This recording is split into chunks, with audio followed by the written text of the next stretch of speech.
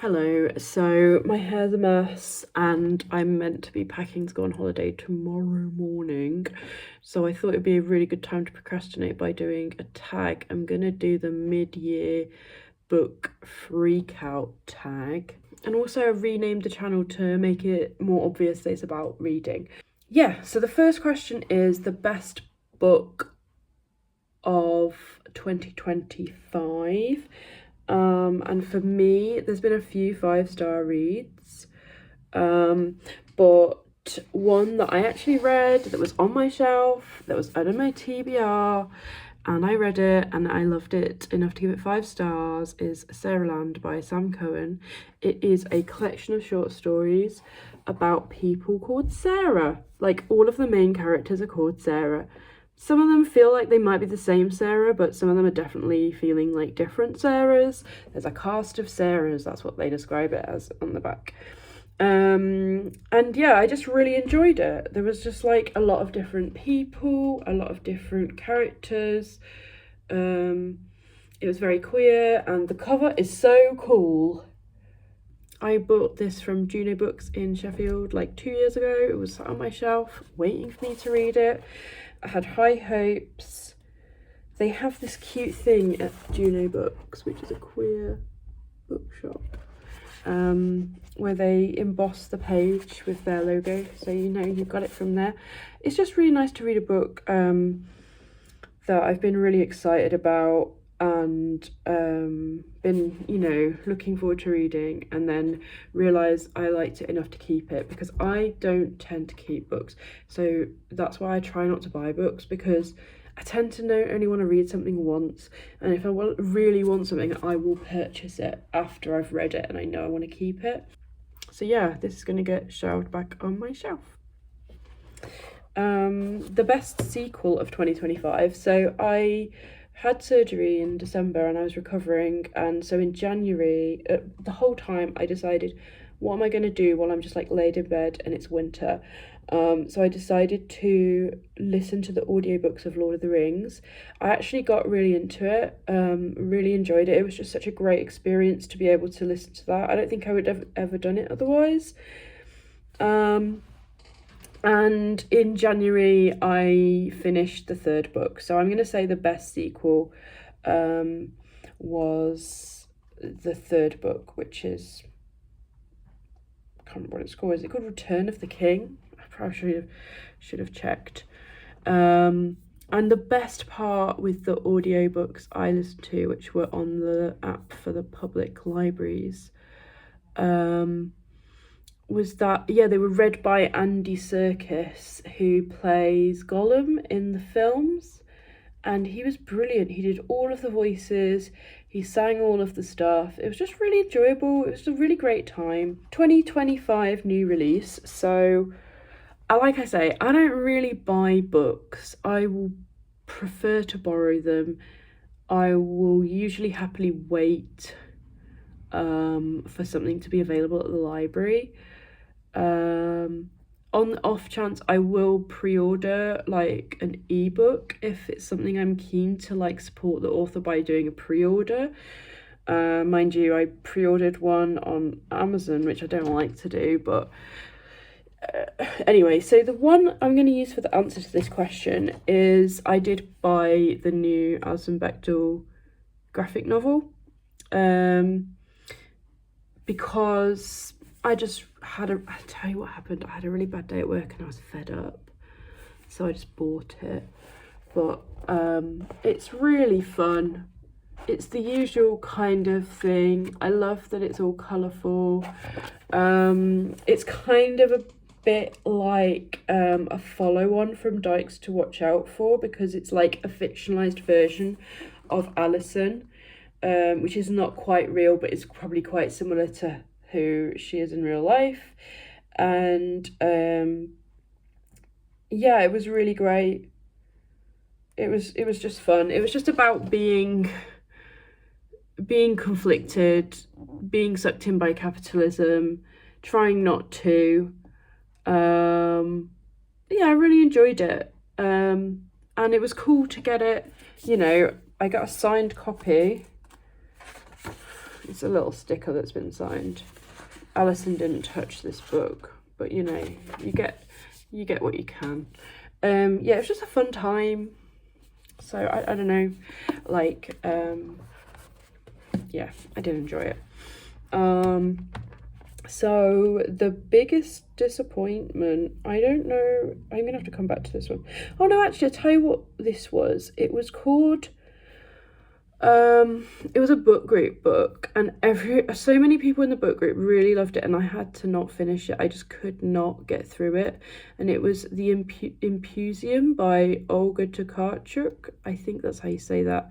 It's a health resort horror story, so it's basically like a story about all these characters that go to a health resort. And honestly, I must have got I got over halfway through it. I had the physical copy. I got it secondhand on eBay. I was really disappointed. I just could not cope with it. Like, it's meant to be like a critique or a commentary on like men and masculinity. So like all these guys are just waxing lyrical about how men are amazing and superior and blah blah blah. And it was meant to be like kind of like you know, funny. We were meant to kind of hate them, and I assume something bad happens to them. I don't know. It says a health resort horror story, so I imagine something horrible will happen. I don't know what happens, because I didn't finish it. Because even if it's meant to be funny and ironic, and it's written by a woman about men, like, I just didn't want to read about these men and their horrible opinions. I just could not be bothered with it. So yeah, I didn't get on with it, which is disappointing, because I know that she's written that Drive Your Plow Over the Bones of the Dead, which I really want to read. So I will try that one as well, and I'll just see if that one is more my vibe. I don't know. Oh, another book that was disappointing was How to Thrive with Adult ADHD by Dr. James Cousteau. I'm not sure if that's how you pronounce his name. Some bits of this were really good, and I had high hopes, right? I got an ADHD diagnosis last year. I've recently started medication. I think I started reading this around the same time as I started the medication. It looked really promising. A lot of the stuff in here was good, but a lot of it was just CBT. It was just like basic level self-care and CBT. But there was also a whole bit where he went on about, oh, well, you need to do your own research about 5G masts, because some people have said that might cause ADHD, and you just need to make up your own decision. And it just felt really fake science, like really kind of like, oh, we need to hear both sides about this issue. It just, yeah, I was like, oh no, I can't believe you included this. You could have just not included this, but you've chosen to. So that was a decision. Favorite new author? Don't know. I read Paul Takes the Form of a Mortal Girl by Andrea Lawler, which is a book I've been putting off reading for ages, and then I ended up just listening to the audiobook, which was really cool because the narrator had a really cool voice, and it felt really good. I really enjoyed that one, and I gave that one 5 stars. Another 5-star book was Martyr by Kaveh Akbar, which was incredible. I listened to the audiobook. I would consider reading the physical book at some point as well. I just thought it was fantastic. The audiobook was beautiful. The voice doing it was great. I loved that. That was 5 stars as well. I also read a comic collection on NetGalley as a ARC, and it's called Ew, It's Beautiful, a False Knees comic collection by Joshua Barkman. It's quite simple and it's really easy to read, but it's just funny and silly. It's not super deep. It's like got really nice illustrations and funny comments and sort of insights into life, and I really enjoyed it. It was just a nice, light-hearted read. Another author worth mentioning that I read for the first time this year is, I think it's Nicola Dinan, who wrote Bellies, and a new book has just come out which I haven't read yet, but I'm excited / interested in reading it. Maybe not excited, and I'm not that excited, I'm just probably going to read it. I really enjoyed it. It was a really cool story about a trans woman and her like experiences of being in a relationship and how that changed. It was fiction. I really enjoyed it. And I never heard of that author before, so that was cool. So the next question is biggest surprise of the year, and I don't think anything has actually surprised me. I think some things have been not as good as I wanted them to be, but not in a way that I'm like shocked. That's actually a lie, right? I listened to the audiobook of I Want to Die But I Want to Eat Tteokbokki, and I was disappointed by this book. The audiobook is only like under 4 hours. I gave it 1.5 stars, which for me is like scathing. Like I get it, but it was like the main character was like, it's actually meant to be memoir. Is it meant to be memoir? Yeah. So like, I don't know if it's lost in translation or if it's just a cultural difference, but this person was so judgmental. They were so like fat phobic and just incredibly mean about other people. And I get that they also have like mental health problems, but I just felt like I did not enjoy this book. And it was like kind of like one of them bestseller books that was everywhere. I think it's got a catchy title and looks cool and trendy, but it was not for me. It was just absolutely not my vibe. A new fictional crush, right? It's a very fleeting crush, I think, because as soon as I finish the last book in this series, I'll never remember any of these people and ever again. But I read the first 3 books of the Rebel Blue Ranch series, right? I am a horse girl who's non-binary. I love a bit of that. However, the first book was definitely about horse riding. The rest of them weren't really about horse riding. So the first book, I did enjoy it. I gave it 3.5. Second book, 2.5. Third book, 2.5, which is just really kind of, you know. The fourth book is available on Kindle Unlimited, and I will probably get a free trial of that at some point, so I can just smash through some things which are on there. Not at the moment though, because I've got other stuff I need to read, but at some point I will finish the series, just because why not? Like, and the reason I'm putting this as the new fictional crush, right, is because like I enjoy reading these books, right?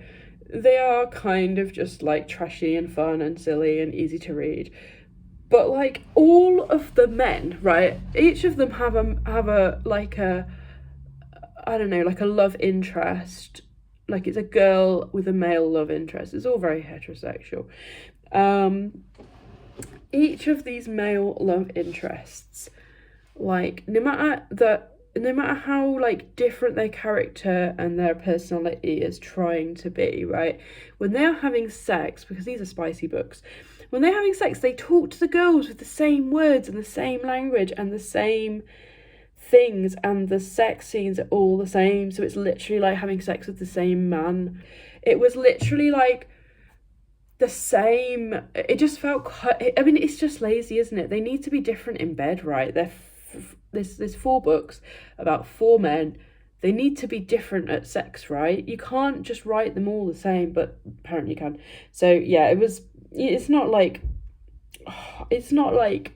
a serious crush. I'm not in love with these people, but it is fun and distracting to read spicy books now and then.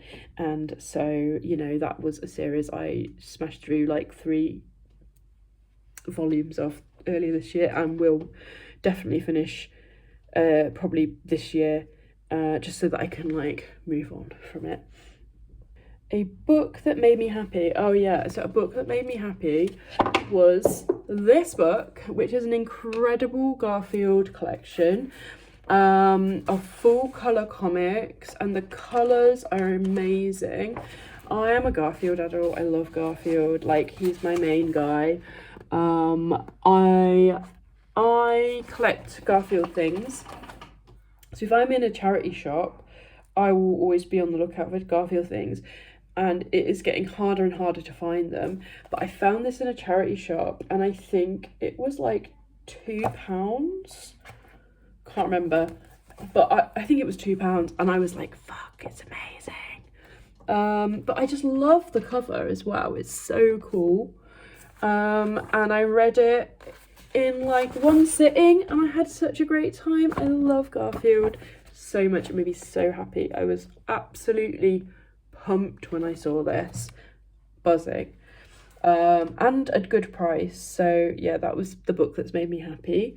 A book that's made me cry. Now this really made me cry, and it was this book, which I've had on my TBR for a few years. It's called Orphans of the Sea by Ken Jones, and it's the story of the Cornish Seal Sanctuary. It was originally 25p, this book. Look at the pricing. Incredible. So it's about this guy, the real man. It's about this man, Ken Jones, setting up the seal sanctuary, and like what it was like at the start, and how they learnt about seals, and like things that went wrong. And that was devastating, because there's a sad moment in this. I mean, I think you probably can tell what happens. I was crying, I was bawling, I was crying, water was leaking down my face. I don't know if I was just already emotional and that allowed me the release to cry, but it was really sad. I'm keeping the book. I don't think I'm going to reread it, but I think I'm just keeping it for like, because I just think it's a nice item more than anything. But yeah, I don't normally keep books, so like, but these are all keepers. All the physical books I'm showing you are keepers. The Most Beautiful Book I bought, right, it was published last year. It was self-published, but I bought it this year because the author came to my city, and it is by the Mollusk Dimension. That's the author, and it's called The Weird and Wonderful Survivories of Squid Horse, and it is a memoir comic. I believe it's a memoir. Yeah, autobiographical collection of 37 self-contained yet interweaving short comic stories. The Mollusk Dimension is a British-born Chinese queer, trans and neurodivergent artist. This is such a great book if you like comics or want to support an independent like author who is self-publishing a book. I really recommend reading this, especially if you like comics or queer content.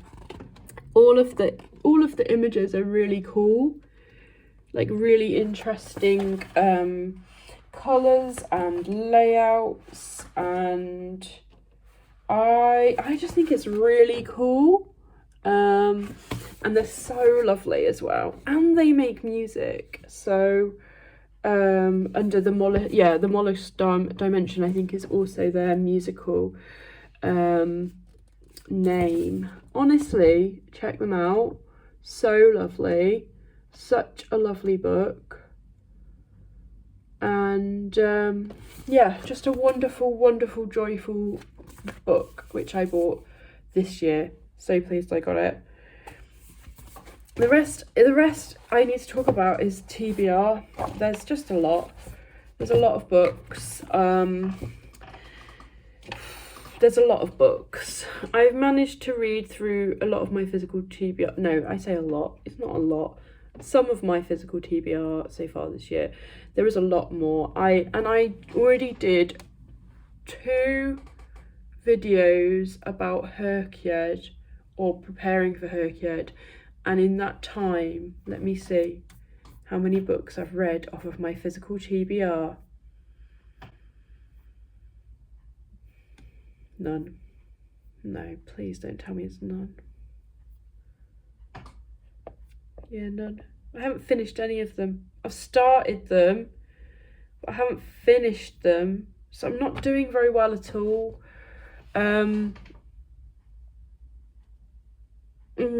Yeah, if you watch my first video, you'll see all of the books on my physical TBR. I really need to try harder at that. I'm going on holiday. I need to do some holiday reading. My holiday reading is want to finish The Dispossessed, which I mentioned in the first video, because I started it before Herkyed. It doesn't count towards Herkyed, but I did make quite a lot of progress with it this past weekend in like a reading sprint on YouTube that someone else was hosting. I think it was QWordy actually. I think it was that reading sprint. Well, I've been on multiple reading sprints now, and it's really helpful actually. It's really good to have that body doubling. What else is happening?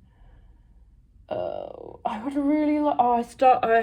I'm maybe approaching halfway through the July new release as well. I reckon I'll finish that while I'm away. I started a book of short stories, which I don't know if I really want to read it that fast, so I'm not like desperate to finish it, to be honest. I will definitely finish it like in the next month or two, but I'm just not, like, I don't know, I feel like all of the stories are quite complex and thought-provoking, and it's not one I want to rush through. And that one is Invasions by Calvin Gimplevich. Yeah, so I'll update when I finish it, but that's on my, you know, current situation. I'm not sure if I should just give up on In Cold Blood by Truman Capote. I could take that away when I go away and see if I read it. I don't think I'm gonna want to. Maybe it's one to come back to in autumn. I even found a man on YouTube reading some of it, and that was quite useful, but also it was a bit distracting. I don't know, it was just something about it, because I don't know where there's an audiobook other than that. Yeah, and I started another book which I read like one chapter of, and I was like, yeah, this is great, and then I'm like, put it down, and then like now it's 3 days later, and yeah, I would like to finish some of the books I'm currently reading by the end of July, which includes the July release. I also need to read the disability heritage book, because I did read a book about disability and then I realised I wanted to include it for the disability challenge. So it's in that challenge where there's multiple books about different disabilities rather than Disability Heritage Month. But part of me is also like, I don't have to read the Disability Heritage Month book this month, because that's not the rule. You just have to read a book to honour that. So actually maybe I should look for a more suitable book for that specific prompt. I'm overthinking it. I don't know why I'm still talking. Thanks for reading. Thanks for listening. Hopefully I'll edit this down a little bit, but that's me rambling on about some books. Hope it was okay.